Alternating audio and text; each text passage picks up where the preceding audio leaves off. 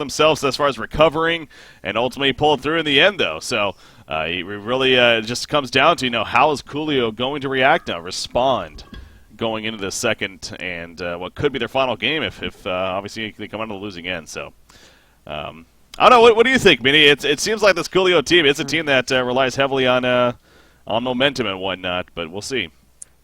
Yeah, I mean, I think honestly it's going to come down to how big of a role Super KG is going to have in terms of a leadership. Because I mean, he as a top tier player has gone through all stages of like momentum and sort of playing at the higher tier. So if he can sort of control the team, really get them on board, then I think they can take game 2. I mean, they definitely have the skill to. They could have won game 1 as well. It's just like a couple of mind lapses here and there as a team weren't really solid in terms of their coordination and communication, and I think they can do it. It's just it's going to be tough though, like particularly when I think it's almost worse that knowing that you can win a game but then you lose it is almost sometimes even more demoralizing than just losing flat out sometimes. Yeah. That's true. That definitely is a very valid argument. And, we've seen many times before where one team just gets stomped the first game, and it is that mindset of like, okay, clearly we're not this bad. It just didn't work out. Yeah. I mean, we drafted wrong, whatever. The landing phase didn't go our way. But yeah, knowing that you had a lead in the game and you definitely had good chances to win it, and then all of a sudden blow it in the end, that definitely has to be a little more frustrating for sure. So we'll see again how they recover off of that. Enough about that, though. We got a draft to start talking about here. Dr. Repulsor, Silhouette, Craen, and Deadwood now banned down. Tree actually taking out the Deadwood option. Of course, Super KG, that would be a hero for him if it was left open, but making sure to not let them get it. They instead first pick Swiftblade, though, and into the Puppet Master pick now. Coming out for Willow Keeper, so not too much going on so far just yet, but Swiftblade into Puppet Master, so we're going to see that matchup once again. Magnus, then, in response for Kolio over here. Yeah, Finley is still on the board, but Archtiger deciding not to pick it up here. Perhaps he might be thinking that to pick up maybe on the 3rd pick, for example. True. But yeah, I mean, Tree's not going to pick it up. I'm going to go on a limb there and say that's true. Say that. But I think they'll definitely ban it, though, if it's not picked up. Ooh, they get their Kinesis once again. Decent burst now with Puppet Master and Kinesis. Pretty useful, actually. Yeah. I mean, I have to admit, Tree have been really prioritising Kinesis more recently, but there's the 3rd pick Ophelia as expected. Yeah. But yeah, I mean, just going back to the Kinesis, like, they have been really prioritising it right now. And Box is normally the predominant one who plays it all the time. I guess it's decent, though. It can, first of all, it has a lot of burst damage, and it can really control and dominate the lanes as well. A hero that has early burst damage that the supports can rotate over into his lane and help him out to set up kills, for example, and I guess it's just more of a signature hero, something that Box feels comfortable with, for example. And then they got Riftwalker to throw down there as well, another comfort hero. Of course, in the hands of Root of Sea there, comfort yet not really picked up often by others is the important thing to note there, I think. And again, Tree is really known for that. Kinesis, another example of that. With that said, you also, I think the Riftwalker pickup also maybe has a little bit to do with some counter push too against Ophelia. Definitely decent counter push with her. Possibly been something from there. Good counter initiation as well, because you have to expect that Magnus is going to sort of obviously just erupt in and sort of break up the whole play, and then from there Riftwalker can counterplay with big wormholes, for example. So. Yeah. Now here we go with the bans, Behemoth, Empath, and Flux so far. You see Kolio making a statement they don't want to give us extra AoE synergy over here to Tree. Now, a little curious about Behemoth, honestly, because again, they already have Riftwalker, so the chances they would have got Behemoth... Yeah. They normally, when Tree run and support duo, it's, they have a first support played by Fusen, either it's like that has like a single target stun like Glacius or an Andromeda, sometimes even like a Torture, for example. Then they have like the second support as like a big team fight initiator. Behemoth, Riftwalker, Magnus even at times. So banning up Behemoth, though, yeah, I do have to agree. Now, I was wondering if they were going to ban out either a Cursed or Valkyrie this time. They do neither. They banned Prisoner, actually, with their final ban. So, I don't think we're going to see a Cursed Valkyrie lane, though. Yeah. Because Kinesis already picked up. I guess we could still see it, I guess. Yeah. But Craen could play Kinesis. Yeah, but I know he doesn't like playing it, though. He likes playing like the sort of strength tanky initiators, like Craen, like even Drunken Master back in the old times when we used to pick up all the time. Obviously, Deadwood, for example, a lot of those sort of, like he said, he loves Armadon, but Fusen won't pick it for him, he said. That's not happening. at least here. They really putting some thought into this final ban, though, is Fusen. You see, under 20 seconds now. All right, they'll go with Madman. So now the always interesting part of now the follow-up picks here. Where's, oh, look at that. They take it themselves. But I'm sure Trio are going to have a Valkyrie pick up here, though. Although I guess, like, I don't know if they can, though, unless they want to run Kinesis or Fusen on Kinesis. Because that will most likely be Boxy's hero. But if they don't, it's almost guaranteed that Kolio will pick up Valkyrie themselves. So they don't, and this is going to be a Valkyrie pick. I'm pretty sure it will. I don't see why not. Kolio's like, if it works for you guys, it can work for us as well.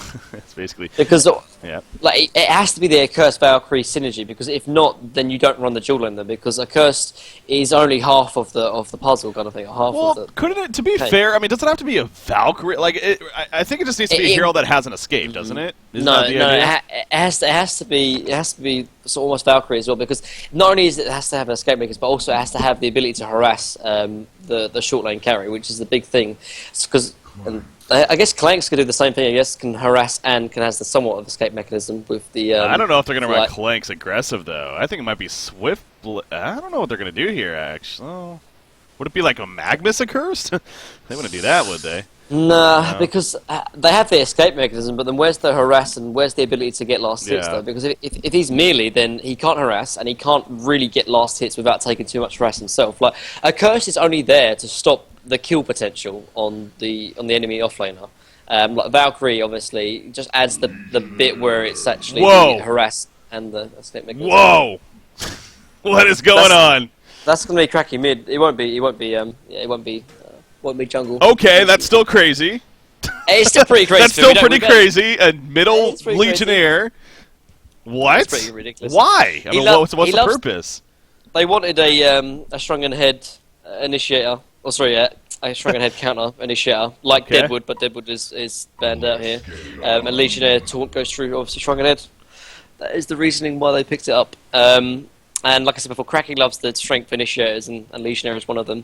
He's going to do pretty decent in this matchup as well, because he's even going to be facing a Magnus. He would be facing Magnus. It was going to be that or Swiftblade, either or both melee. So Legionnaire can work very, very well. Obviously, if he's against those melee matchups, 1v1. But mainly it's because they needed ways of piercing the Shrunken Head of Clanks. See, first off, I find it amusing that you assumed I was just saying, like, oh, what, they're running a jungle Legionnaire, and you think it's less crazy that they're running a mid Legionnaire. I mean, but being Willowkeeper, that's what they are. True. But, you know, I'm really wondering if see, this is the thing that obviously everybody knows that Tree doesn't run junglers, right? And, you know, I would think Kolio is very aware of that as well. So, but... hopefully, for their sake, you know, I'm wondering, are they picking up on that? Are they going to say, oh, yeah, no, he's going to be middle? Like, are they going through the same process that you were? Or are they just, like, kind of almost forgetting that it's Willowkeeper, like, oh, it's going to be a jungle Legionnaire, and then that's going to catch them off guard? I'd hope so. Yeah. But you think about it logically as well, though, how else are they going to lane it, though? They'd have to run a core Torturer, and obviously it's being played by Fusen, so I can understand what you're saying, but if they have any logical sense, they'd know. That kind of thing, like... Yeah. That's fair. Yeah, both teams definitely going a little bit out of the box here. I mean, not only now again thinking back to that first series on Tuesday when these guys met in the winners bracket, both teams. Curse was 2-0 in the series. Willowkeeper ran in the first game, then Kolio proceeded to run in the second game. They won that game, of course. So you know, maybe looking back at that as well. You have to remember, though, it was not just a Curse 100%, it was a Curse plus Valkyrie that was the 100%, though.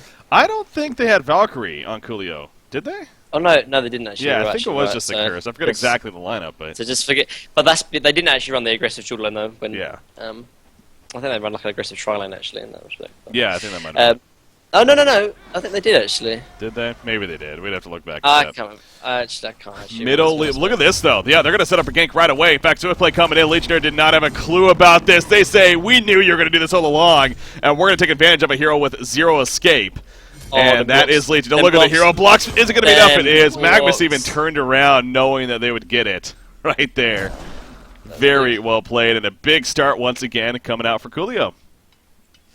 Yep, really well played as well. But it's quite strange though that this occur. Like you don't expect it because like a curse ganking at level 1, it's like what you don't expect it to happen, and it does. So I'm surprised he got shielded first. To be honest, he might as well got cauterized at that point. But yep, agreed. Yeah. As well.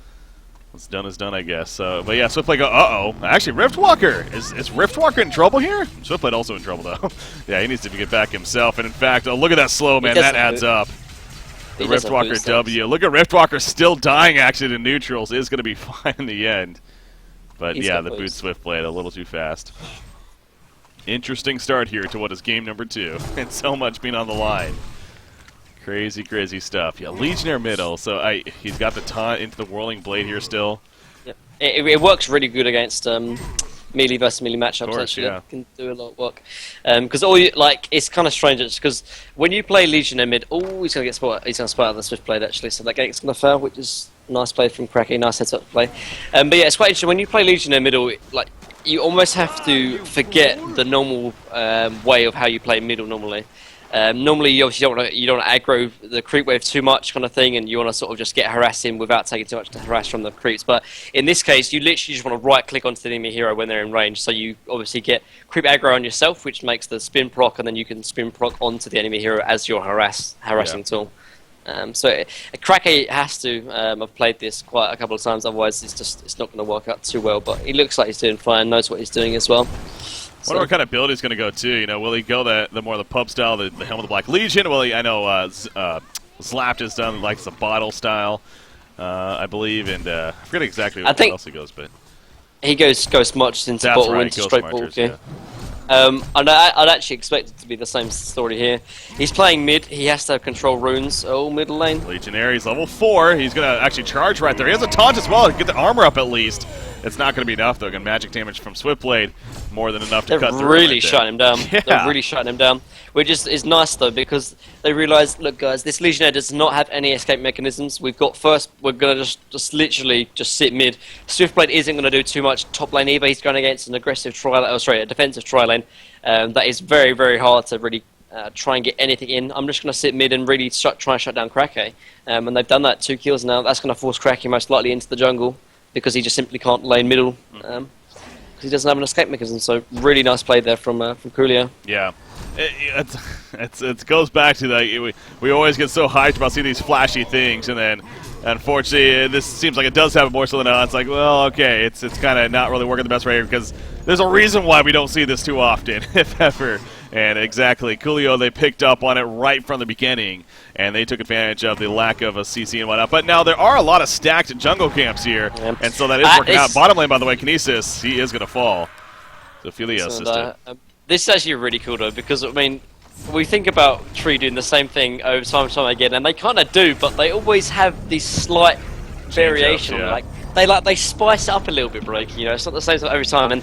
And normally, obviously, we have the carry going into the jungle at level 5, and all the camps are stacked up, and then you leave the lane open for the second support. Normally, Root of Z, and that's always done in the short lane. But they're being innovative and doing that, but with the middle lane in the case of Legionnaire, and it's just run like clockwork, but just with different heroes, and it's really cool to see. To be fair, and although it's not working too well now, the whole idea and the theory behind it is really cool to see. Not gonna lie. Yeah, it is interesting. I mean, you do look at the GPM now, about 275 gold per minute for a hero that's died twice in the mid lane. Impressive. That's pretty impressive, definitely.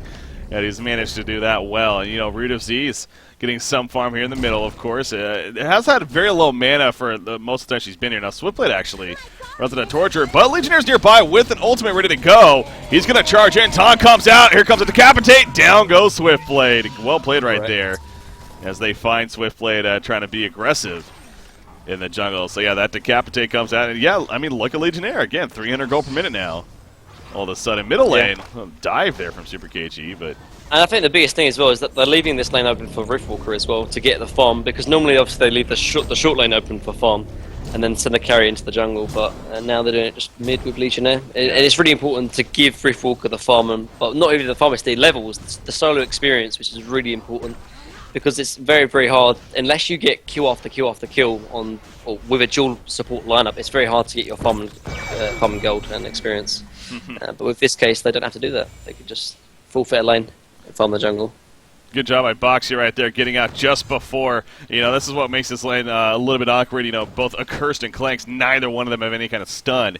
And so Boxy just TPs out and is fine. The Ophelia couldn't get there in time with the Catman, or not the Catman, the Skeleton Kings right there. So Riftwalker comes back to the middle lane and didn't regen right there. I was saying she was low on mana for a good amount of it, so now she's got some decent mana to work with here and gonna farm it up a little bit as a level 3 Rift burner first. So push out the creep wave and match up against Super KGE right here. Legionnaire continues to be in the jungle. Fusing almost really babysitting Legionnaire, it feels like. There is a ward at sight here that's spotting all this. I don't think that they picked up on that, unfortunately, so that's probably going to run its course and give them the information that they need for the whole time. How's Clank's been doing, by the way? Speaking of him, 280 gold per minute, so Marcus Point, not necessarily doing the prettiest here in what's a short lane, free farming, ideally, lane. But boxing on Canadian structure has been difficult to deal with. And also, I mean, it's not like the babysit support is very, very good at boxing out the suicide. It's on a curse, like, can't really harass the Kinesis out, and all the affiliates in the jungle, he's only there to set up kills. He's not really there to babysit Clanks. So. Yeah. Spider senses tingling, as he says. Magnus taking some good harassment once again in the middle lane, but gonna be fine here. As Legionnaire dropping a little bit, but no, that's because he's just in the jungle once again and tanking. Look at that build of his 2-2-2. Not many heroes you'd see that on, but yeah, he doesn't want to go full out farm build because he might be needed to set up kills, and the taunt is his only CC ability. So yeah, makes sense. Puppet Master, though, quietly doing his own thing. Balthazar, he's already 375 gold per minute about and counting. Already has that Helm of the Victim, a Whispering Helm in the works here for Puppet Master. So choosing to go a little bit more the farming route earlier on, but we'll have that to enhance this farm. Steam Boots picked up by Legionnaire, by the way. So we'll go with the bottle. Oh, Magnus smoked up top. He's going up top right here. We'll see if he's able to make something with it. Now, Legionnaire's here as well. I don't know if he was spotted running in or not. He's going to charge, actually, on a Switchblade. Again, Magnus is here. Magnus stuns in, gets the stun off. Eruption, no, he cancels it, though, because the Puppet Show came out and stopped it, Decapitate to finish off Switchblade. Yeah, as soon as they saw Legionnaire, probably should have figured that was going to be a lost cause. And sure enough, it was. This Legionnaire, man, although he had a terrible start, has really bounced back quite impressively, actually, to be honest. The taunt's great against Swiftblade as well. Yeah, and not only that, she's really good against the Curse, because obviously a Curse is there to sort of get rid of any stuns, but Legionnaire doesn't actually count as a stun with his Q, so can't actually dispel that. Yeah. We'll see. No. I wonder, again, the build of Legionnaire we were talking about earlier on, of course, getting the portal key, I'm sure next in line is probably going to make sense, but where will he go from there is kind of the question. He definitely has potential. He can build beefy, he can get that barbed armor around, he can also do something like the Staff of the Master, just saying. I think Staff is really good. Like, I know Slapped is not a big fan of it, but he won't tell me why, so I'm just going to say Staff is really good. Just keep saying it's good. Riftwalker middle lane, he's going to be collapsed on right here. And eventually killed off. Yeah, 3 players joining the party, but at what cost here? Locked in on Ophelia. Voodoo Puppet's out. Should be enough damage. Nice taunt right there as well. As a Cursed also gets caught. Wasn't able to heal up Ophelia, and maybe wasn't cooldown anyways. But spin in from Swiftblade now. Magnus has another stun. Will he be able to use it in time's a question? Swiftblade being chased out. Decapitate was used a little early right there. It still won't matter, though, as Swiftblade does get picked off. And they also kill Magnus. And Willowkeeper getting some big kills right here. 4 players dead just like that. They only lost Riftwalker. Yeah, no, I have to say, this Accursed pick breaky just isn't doing anything for them. Like, I don't know what they were set to accomplish. Perhaps they were scared of Tree running like an aggressive tri-lane, but Tree are finding these kills without Accursed really being there in time to really be useful in terms of sort of saving any of these allies, honestly. And it's just... Tree are just making these trades just so much better. Like where's the damage coming from for Kolio here? Like, where's the burst damage? The only kind of burst damage they have is Magnus stun, and that's not really burst damage kind of thing. Like, I don't know. This Curse is just, it's not doing anything. I don't really see the purpose of it at the moment. Yeah, it's almost like it really feels like it was one of those, we're gonna pick this up because we're scared of you taking it picks. Yeah, but when you do that, unless it doesn't work, unless it works in your own lineup, it really does fall off, unfortunately. And that's why I thought they was going to pick up the Valkyrie, but instead they don't pick it up, and they kind of just don't do anything, or don't find any use of this Accursed, honestly. And I think almost the Valkyrie pickup would have been even better, because then you could have had Swiftblade in the bot lane, Magnus could have still stayed mid, Ophelia could have even stayed in his own jungle, and then you at least disrupt the aggressive tri-lane from Tree. So, well, not aggressive tri-lane, so the defensive tri-lane from Tree. Rotation middle lane. Kinesis coming in right here. But yeah, maybe that's where we look back at the Legionnaire pick and think of, well, that proved to be actually a very effective pick, even with the start that he had in that middle lane. Again, the 2 deaths earlier on, it seemed like it was going to quickly be one of those. I was just even making a statement of, like, we have these ideas sometimes. It's like, okay, this just didn't work out. Maybe even look forward to game number 3 now, but all of a sudden it just started to kick into second gear. In fact, middle lane wormhole coming out. Magnus is all of a sudden no longer there. Okay, barely. Wow, I mean, that was actually really close. The Curse even coming there at the last second. He actually couldn't get his heal or shield off, though, so Magnus does fall. But the point is they kill Magnus, and worth the cooldowns as a result, of course. But yeah, I mean, Legionnaire, all of a sudden, he's like 410 gold per minute. Like, really? Man. An 0-2 start Legionnaire is 410 GPM? What just happened? It really has bounced back. And there's the portal key as well. So expect a rotation onto Clanks, I think. They want to... Because he's the only threat right now. They've shut down Super KG quite effectively. He's 0-2 and 3, nowhere near his portal key. The only big threat now for Tree is this Marcus Moore. And with the portal key on Legionnaire, I don't see why they wouldn't try and go for a separate kill on him. There we go. Look at that. Legionnaire by himself. Well, it's like, Puppet Master, don't worry, I got this. Decapitate, easy kill, and... Man, this Legion is actually owning, man. I'm not even joking. This strat is actually so sick. It even almost backfired after 2 deaths. But it's so funny how Tree, they don't run jungle ever, but they run jungle heroes every once in a while, and this is another one of those examples, and they still make it work. Exactly. Well, it's because, like, I remember I was speaking to Fusen, and Fusen said, well, Root of Z just doesn't like to play junglers. Like, he just doesn't do it. He's not a jungle player. Like, he doesn't play Parasite, doesn't play Ophelia, doesn't play Tempest. And so because of that, Fusen said, yeah, well, I have to adapt my strategies in my draft to adequate and cater for that. And instead of saying, oh, actually, bottom line, there might be engagements. See if he's coming in. Fall back in before. Fall back.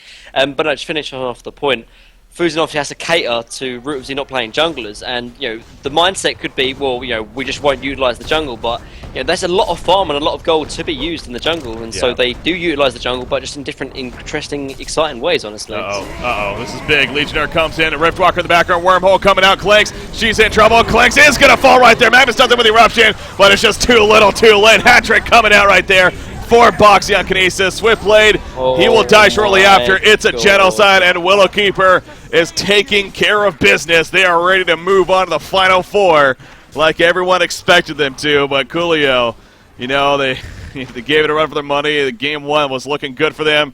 Game 2, just not the same story. This could very likely be a quick game here in favor of Tree at this rate. I think so.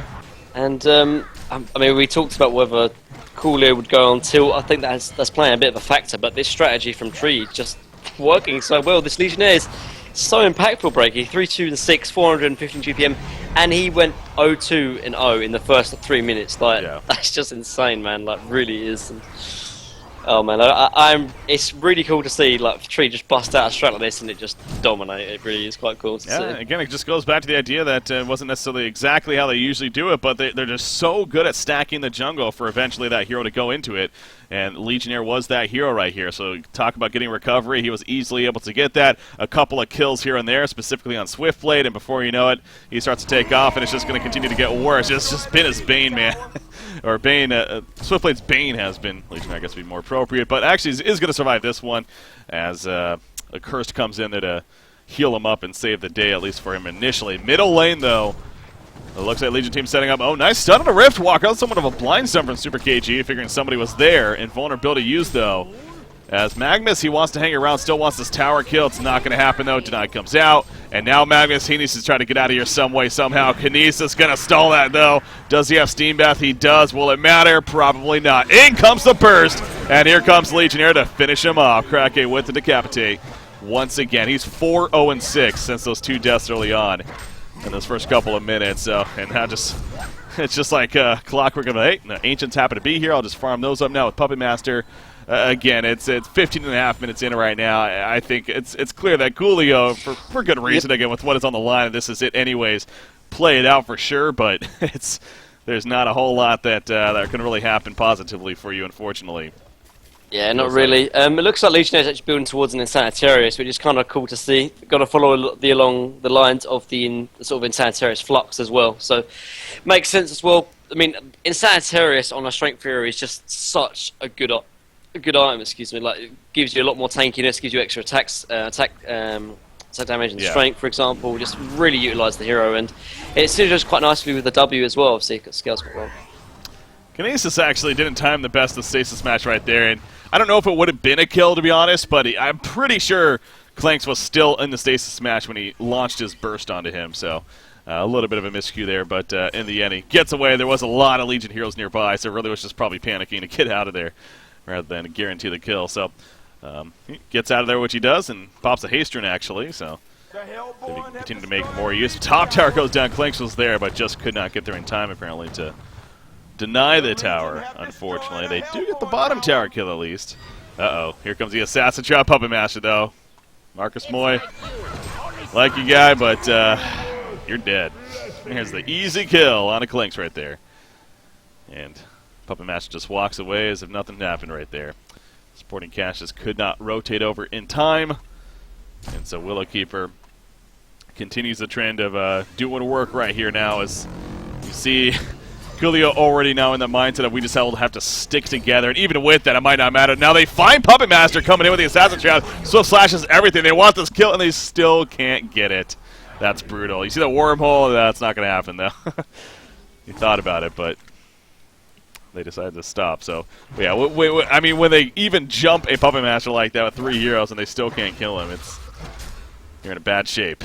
In this case, if you're Kolio, so it is what it is, though, and going to continue to do what they can to make anything happen here.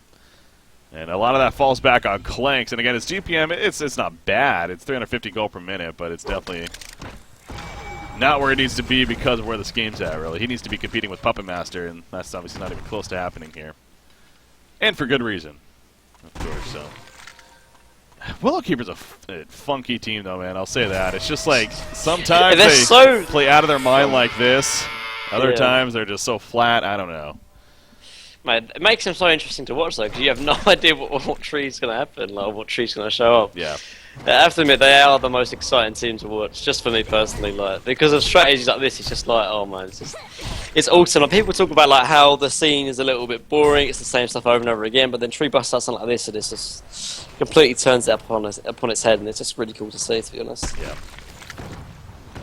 Now, I don't want to get too ahead of myself, as maybe hold it off for a little bit longer here. As Riftwalker, he's going to scout out a couple of heroes. That is an Invis rune, so he's pretty safe with it. Nope, not for long. Redford put down all of a sudden. He needs to be a little careful here. Instead, they'll just collapse onto the middle tower and look to kill that off. You got Magnus nearby. Eruption is ready to go. Well, they actually try something here and now. It doesn't look like it. And Magnus just still going to hang around. Something tells me they feel like someone is in here. Oh, boy. Okay, he's going to be fine, though. At least for now. Top lane in the meantime. Baltazar, another kill. Happens on a Swiftblade. Here comes a jump on a Legionnaire. He has a Sanitarius pop, though. Kinesis turns. And down goes Clanks. That curse couldn't do much about that. Only level 6 especially. He gets pulled back in. In fact, he had his ultimate, but Legionnaire is like, even if you had an ultimate, I guess it would have healed up, but still the point is... Actually, no. It would instantly kill him, right? Yeah, so it actually wouldn't kill him. Man, Legionnaire is a big count in this game. It really is. Yeah, that's even more reason why the draft definitely worked out so well for Tree. Yeah. Well, what a game. Willowkeeper, though, dominating fashion. They destroy Kolio here in game number 2. Just like the first game, though. I mean, even the first game, it was a 2-0 start early on for Kolio, and it seemed like, okay, they got something going for them.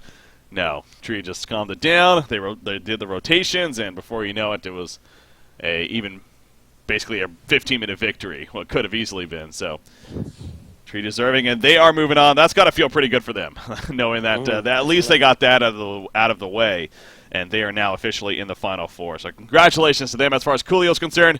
Of course, the end of the road will be for them here. Again, a team that's kind of been through many roster changes, but it will officially end here as they are now done with Haunter Season 3. But quite a run with that said, so definitely clap to that. But Super KG couldn't carry enough, man. He tried. No, that's a team. Nah, what is a team loses a team. That's what I always say. So. That's true.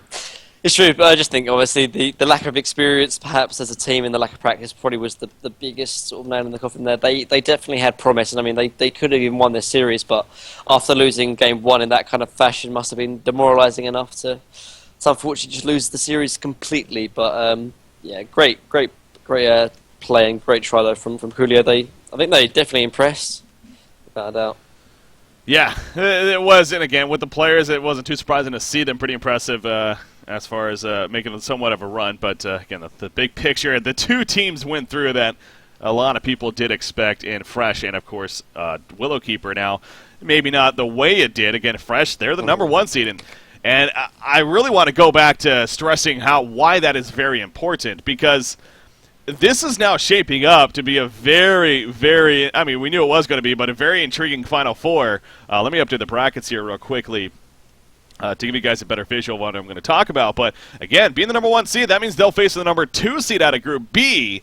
And pulling up the Group B brackets real quickly, you look at this right here. Now, if things play out as we expect them, I mean, hey, this one didn't necessarily play out as we 100% expected, so it could be different. But if Reason Gaming does get that number 1 seed, like a lot of people expect, that means they'd be playing Willowkeeper in the first round of the Final Four, and what would be a best of the 3. Now, I believe when we interviewed Fusen last time for Willowkeeper, he really stressed the point that if it comes down to them, they like the idea of it being a best of the 5 in the grand finals because, you know, they think the more games are to their advantage. It would be a best of 3 if they match up with them in the semifinals. So that's that's one big thing to note there. I think he said also he doesn't want to face Reason as well. I'm pretty sure. Yeah, eventually you may have to, of course. I mean, there's no way around that, but. Oh yeah. Well, what if you get? Well, possibly. If they get second and then they just don't match up, if Reason just doesn't make the World Finals or the finals, then. You know, that could happen that way. But here's the bracket finals again, so already shaping up here. Fresh in the top part, Willowkeeper in the bottom part. And as you see, they face those seeds from each of those. So, all right, it looks like, okay, there we go. I do got our interview guest, though. So, but, yeah, no, that's going to be crazy. Again, that needs to play out, though. That's not 100% guaranteed. It could definitely be something different, by all means. But it's going to be interesting to see if it does play out that way. Let me see about getting this guy on here, though. All right. Gonna drag him onto the call. Looks like, okay, yeah, there we go. I'm liking that we're getting this guy here. I don't think we've interviewed him before, and I think he deserves it after that game especially. Of course, I am talking about... Hello? The one and only Craen. Craen, hello. Hey, what's up? How's it going, man? How you feeling? It's going great. I just won. Feeling good. Yeah, it's probably a pretty good feeling overall. You know, what a way to win it too, with that game. I mean, we got to talk about that real quickly. What was the idea with the mid Legionnaire? Was that planned from the beginning or what? Yeah, it was planned, but didn't plan on the 2 feeds in the beginning there. But otherwise, it was yeah. I had it back in my mind. They probably are ganking, but I don't know. It happened anyways. Yeah. But yeah, stacking the jungle and just. Team helping out, it's great. Yeah, no, I mean, obviously we noticed that, and yeah, your team especially. I mean, it's just so routine for you guys. That's like your strategy. Maybe not necessarily this way. Usually it's Root of Z going into the jungle and taking it over, but it just lined up this way pretty well. Is this a strategy that you've had in development for a while, or is this something you just recently kind of came up with? It's pretty recent. I don't know. We have had like some strats, but this one is very recent. Yeah. Okay. Yeah. Well, game 1, take you back to game 1 here. Yeah. You guys weren't in the lead for most of the game. I mean, it really seemed like Kolio had some good chances there to take it. Were you guys concerned? What was the deal? Yeah, we felt a bit shaky. I don't know. It was after first game yesterday against Mint. We played worse and it didn't work. And it was the same at the start of this series. But eventually we got into it and we started talking and it just worked out. So yeah. Got the W in the end, and that's what matters. So, again, you take it 2-0 here now. That's got to be a good feeling because, yeah, you guys lost to Fresh yesterday, and that was a little bit of a stumble, as you put it, maybe just not playing as the best you could. But you at least advance on to the next stage. Now, what do you think about the Final Four? I mean, do you there's a chance that you could play Reason Gaming if it all works out. We'll put it that way. You stop taking my questions, Greg. I'm being serious. Just go. Are you worried about Reason Gaming? Is there a part of you that is it unfortunate, or is it what's done is done? We'll play them if we have to. Yeah, we'll play them if we have to, but I don't know. They seems like they're like having some roster changes and Tanka joining or something like that. But Okay. so yeah, maybe they won't be as strong as they are right now, but we will see. Interesting. Yeah, that's going to be interesting if that has effect for them. We'll find out next week. Speaking of that, though, from Group B, I mean, you got Racing Gaming, of course, a clear team that we expect to be moving on. Who else would you have, though? We got Team Who, Nullstone Gaming, Shrek is Love. Any of those teams? Which of those teams do you think is also going to move on? I would say Nullstone, but Ogre also has probably some strats prepared, I think. So it might be either of those. On top of Reason, though, of course. Yeah. That's what I think, at least. Yeah. So yeah, either Nullstone or Ogre plus Reason. Well, you got the Final Four now to look forward to. If it comes down to it, if you guys ultimately do earn that trip to Thailand, what would it mean to you specifically, Craen? What would it be like knowing that you're going to Thailand? I mean, just meeting my teammates would be really great and fun. Be playing with them for quite some time now, and yeah. But also, yeah, like the trip and everything would be really cool. But we will see what happens. We will try as hard as we can. Yeah. Now, you guys finished second place overall in the regular season, according to the points and everything. Again, you had a very impressive regular season. Would you consider this season overall a failure if you guys don't make Thailand, or will you be at least happy you did as you did? I mean, I would definitely be sad that we didn't make it, but yeah, like it would be pretty disappointing. But like everything can happen. Yeah. Minnie, you got any questions? Any more? Well, as soon as you took all mine, it's so hard being an interviewer when you have to think of the second load of questions. But just who would you want to face in the grand finals of the playoffs if you could choose? That would probably be Reason. Just show them that we are the better team, and just like this recent series against them have been going their way, and want to change that.